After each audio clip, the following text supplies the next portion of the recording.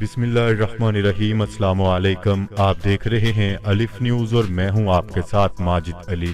شامل کرتے ہیں آج کی ہیڈ لائن۔ نیو انڈیا بیانیے کی آڑ میں بھارت کی پاکستان اور چین کو دھمکی۔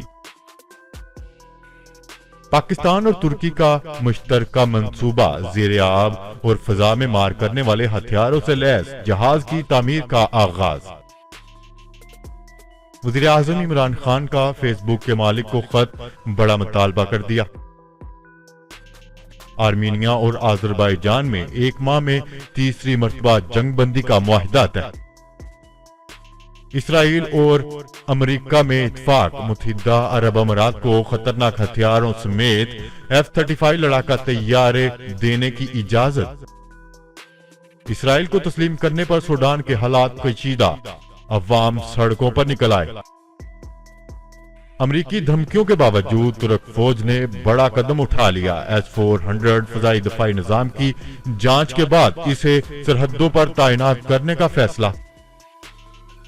بیرون ملک عازمین کو 1 نومبر سے عمرہ کی اجازت۔ بھارت کو بڑا دھچکا، ایران نے بھارتی کمپنیوں کو کام کرنے سے روک دیا۔ خدشات ہیں کہ بھارت پاکستان میں انتشار پھیلانے کے لیے افغانستان کو استعمال کر سکتا ہے، وزیر اعظم عمران خان۔ پاکستان اور دنیا بھر کی خبروں سے باخبر رہنے کے لیے الف نیوز کو سبسکرائب کر لیں اور بیل آئیکن کو کلک کرنا نہ بھولیے گا۔ ناظرین، اپنی آرا کا اظہار کمنٹ سیکشن میں لازمی کیجیے گا۔ ہیڈ لائنز آپ نے جانی، اب بڑھتے ہیں خبروں کی تفصیلات کی طرف۔ چین کے ہاتھوں ہزیمت اٹھانے کے بعد بھارت کی جانب سے گیدڑ بھبکیاں جاری ہیں۔ بھارت نے دوبارہ خطے کا امن تباہ کرنے کے لیے دھمکیاں دینا شروع کر دی۔ عالمی خبرساں ادارے کے مطابق بھارتی نیشنل سیکیورٹی کے ایڈوائزر اجیت ڈوول نے نیا انڈیا کے عنوان سے کانفرنس میں اپنے جنگی عزائم کا اظہار کرتے ہوئے کہا ہے کہ اپنی زمین کے ساتھ ساتھ غیر ملکی زمین پر بھی جا کر لڑیں گے۔ اجیت ڈوول نے مزید کہا ہے کہ غیر ملکی سرزمین سیکیورٹی خطرات کا باعث ہے۔ بھارت پہل نہ کرنے کے ماضی کے نظریے میں تبدیلی کر رہا ہے اور نیو انڈیا ڈاکٹرائن کے تحت جہاں سے خطرات ہوں گے وہاں میدان جنگ بنا دیں گے۔ دوسری جانب کورونا سے ہلاکتوں اور متاثرین کی تعداد کے لحاظ سے بھارت دنیا کا دوسرا بڑا ملک بن گیا، لیکن اس کے باوجود نئے میزائل کے تجربات اور جنگی ساز و سامان کی خریداری بھی کی جا رہی ہے۔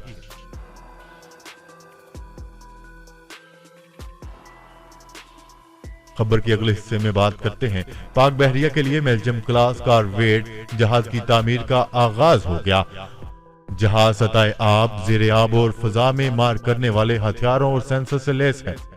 تفصیلات کے مطابق ترجمان پاک بحریہ کا کہنا ہے کہ پاک بحریہ کے لیے میلجم کلاس کارویٹ جہاز کی تعمیر کا آغاز ہو گیا۔ تعمیر کے آغاز کی تقریب کراچی شپ یارڈ میں منعقد ہوئی۔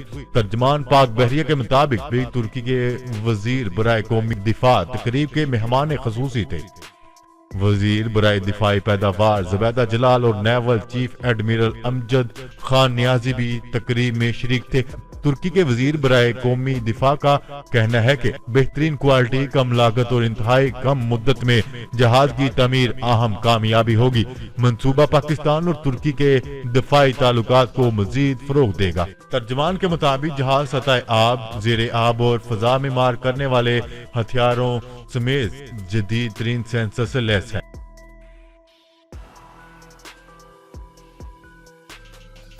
خبر کے اگلے حصے میں بات کرتے ہیں۔ وزیر اعظم عمران خان نے فیس بک کے CEO کو خط لکھا۔ وزیر اعظم نے مطالبہ کیا ہے کہ فیس بک سے اسلام مخالف مواد پر پابندی عائد کر دی جائے۔ اسلامو فوبیا اور اسلام مخالف مواد پر ہولوکاسٹ جیسی پابندی لگائی جانی چاہیے۔ تفصیلات کے مطابق وزیر اعظم عمران خان نے خط میں فیس بک انتظامیہ سے اسلام مخالف مواد پر پابندی لگانے کا مطالبہ کیا ہے۔ وزیر اعظم عمران خان نے کہا ہے کہ فیس بک پر دیگر سوشل میڈیا پلیٹ فارم سے اسلاموفوبیا پھیل رہا ہے۔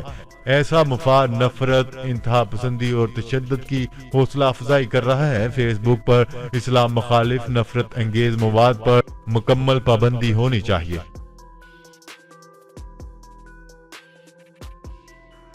خبر کے اگلے حصے میں بات کرتے ہیں۔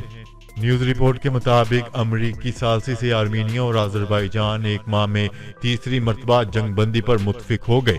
امریکی صدر ڈونلڈ ٹرمپ نے آذربائیجان اور آرمینیا کے درمیان سیز فائر کا دعویٰ کیا ہے۔ غیر ملکی خبرساں ادارے کے مطابق امریکی صدر ڈونلڈ ٹرمپ نے اپنے ایک پیغام میں کہا ہے کہ دونوں رہنماؤں نے جنگ بندی معاہدے پر عمل پیرا ہونے پر اتفاق کیا ہے۔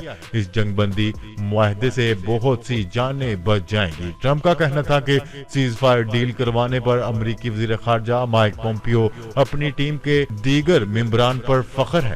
دونوں ممالک کے درمیان انسانی ہمدردی کی بنیادوں پر سیز فائر پر اتفاق ہوا ہے۔ امریکی صدر ڈونلڈ ٹرمپ نے سیز فائر معاہدے پر آذربائیجان اور آرمینیا کو مبارکباد دی ہے۔ آذربائیجان اور آرمینیا کے درمیان متنازع علاقہ نوکار باغ میں آج سے جنگ بندی معاہدے کا نفاذ ہوگا۔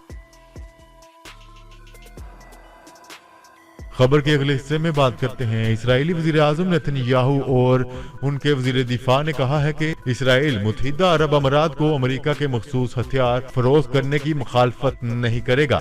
ان ہتھیاروں میں امریکہ کے F-35 لڑاکا طیارے بھی شامل ہیں، جو اسرائیل کے تحفظ کی وجہ سے آج تک ابو ظہبی کو فروخت نہیں کیے جا سکے۔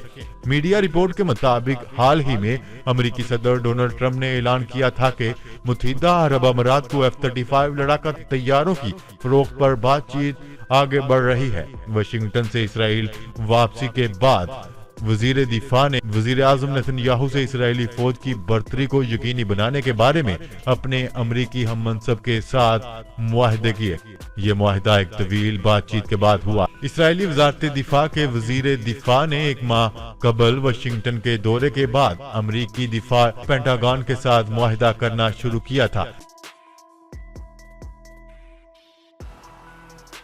خبر کے اگلے حصے میں بات کرتے ہیں۔ اسرائیل کو تسلیم کرنے کے فیصلے کے بعد سوڈان کے حالات کشیدگی کی طرف بڑھنے لگے۔ اپوزیشن جماعتوں نے حکومتی فیصلہ مسترد کر دیا۔ ایران اور فلسطینی جماعتوں نے بھی سوڈان کو شدید تنقید کا نشانہ بنایا ہے۔ غیر ملکی خبرساں ادارے کے مطابق اسرائیل کے ساتھ تعلقات استوار کرنے کا فیصلہ کیا گیا، جو سوڈان کی حکومت کو مہنگا پڑ گیا۔ فیصلے کے خلاف سوڈان میں نئی خانہ جنگی کا خدشہ پیدا ہو گیا۔ دارالحکومت سمیت متعدد علاقوں میں شہریوں نے حکومتی فیصلے کے خلاف مظاہرے کیے۔ سوڈان کی حزب اختلاف کی جماعتوں نے بھی اپنے پیغام میں کہا ہے کہ یہ معاہدہ عوام کو دھوکے میں رکھ کر بند کمرے میں ہوا، جس کو عوام مسترد کرتے ہیں۔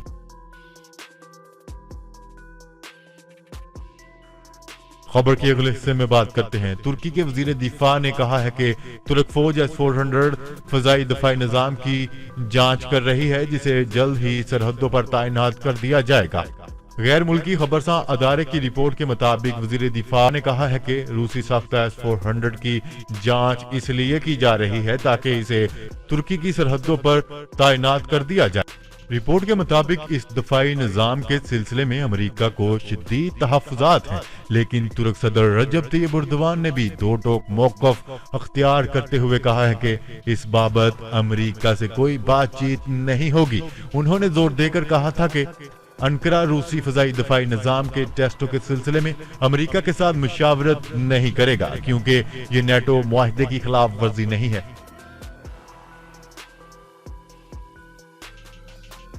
خبر کے اگلے حصے میں بات کرتے ہیں۔ سعودی عرب کے محکمہ حج و عمرہ نے بیرون ملک زائرین کو عمرے کی اجازت دے دی۔ نیوز رپورٹ کے مطابق سعودی عرب کے وزارت حج و عمرہ نے اس بات کی تصدیق کی ہے کہ عالمی ممالک کے زائرین 1 نومبر بروز اتوار سے عمرہ ادا کر سکیں گے۔ محکمہ حج و عمرہ کی جانب سے اس بات کی وضاحت پہلے بھی کی جا چکی ہے کہ بیرون ملک کے زائرین کو کورونا کی صورتحال دیکھنے کے بعد ہی عمرہ ویزے جاری کیے جائیں گے۔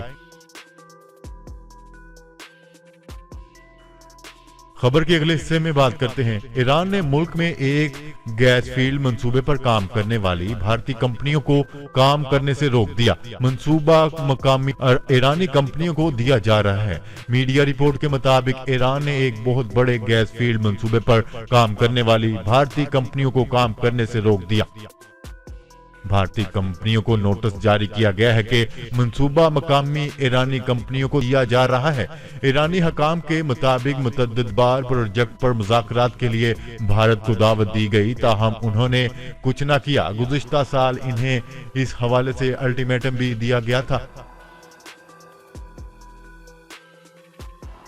خبر کے اگلے اور آخری حصے میں بات کرتے ہیں۔ وزیر اعظم عمران خان کا کہنا ہے کہ بھارت نظریاتی طور پر پاکستان کے خلاف ہے۔ خدشہ ہے بھارت پاکستان میں انتشار پھیلانے کے لیے افغانستان کو استعمال کر سکتا ہے۔ تفصیلات کے مطابق وزیر اعظم عمران خان نے پاکستان افغانستان تجارت و سرمایہ کاری فورم 2020 کی تقریب سے خطاب کرتے ہوئے کہا، سرمایہ کاری فورم کے انعقاد پر مبارکباد پیش کرتا ہوں۔ پاکستان کا افغانستان سے کنیکشن صدیوں سے ہے اور پاکستان اور افغانستان کے درمیان تعلقات کی ایک تاریخ ہے۔ جی تو ناظرین، آج کے لیے اتنا ہی۔ مزید خبریں لے کر بہت جلد آپ کی خدمت میں حاضر ہوں گے۔ تب تک کے لیے اپنا خیال رکھیے گا۔ اللہ نگہبان۔ پاکستان زندہ باد۔ پاکستان آرمی پائندہ باد۔